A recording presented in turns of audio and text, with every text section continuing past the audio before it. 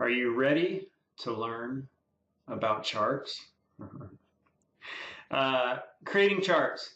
You know, all the way through school, we called them graphs, but in Excel, they call them charts. So that's just something, let's just get that out of the way right here at the very beginning. So graphs, charts, exactly the same thing, but in Excel, they're called charts. We are going to go over this in this video. And the very first thing I want to show you is just the power of data visualization. So when you have a big table of data, it could really be kind of hard to interpret. But as that old adage, that old cliche, that old saying goes, a picture paints 1,000 words. And it's absolutely true. My favorite example with that is this place called gapminder.org. So just imagine there's a ton of data back here, but you know this data has now been charted or graphed to give us a visual representation of what's going on. What is going on? Let's take a look. We've got life expectancy right here, and we have income per person or GDP per capita. So basically it's like how much, and then up here are all these different countries. And the countries are color coded by continent. So dark blue is going to be sub-Saharan Africa. Yellow is going to be all of the Americas. Orange, Europe and Central Asia. Red, East Asia and Pacific. Blue, South Asia. Green, Middle East and North Africa. So there are all the different areas. Then you could click on any, or just put your mouse over any country, and it tells you the country. By the way, also the size of the bubble here, the size of the ball is also, it was reflective of the size of the population.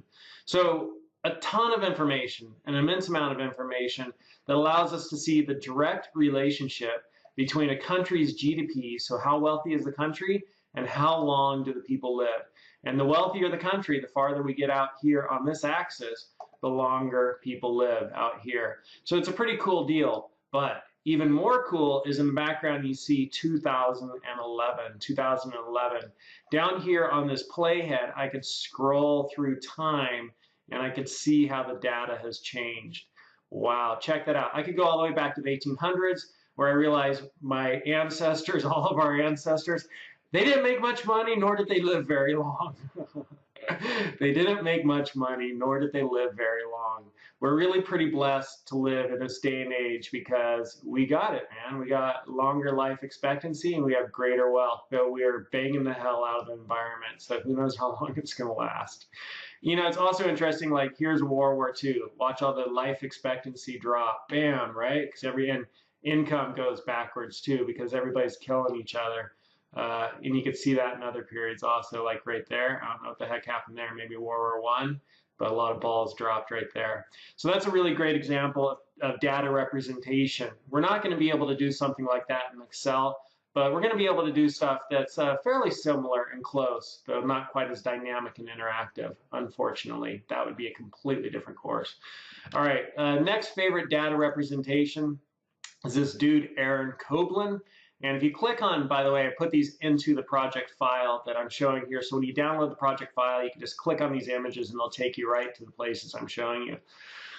Here's Aaron Koblin, and this is a representation of flight data around America. And there's a really cool video here which you can watch, which shows flight data over 24 hours. And you can just see from, you know, the different flight patterns, the shape of America. So I think that's pretty neat. He's done a lot of really cool things, including also the Johnny Cash project, which we're not going to look at because it doesn't really do data representation. Let's look at the different kinds of charts we could create in Excel and just how dang easy it is to do it. So here, you know, is a pie chart. I'm going to show you some of the different charts. I'll briefly kind of tell you what they're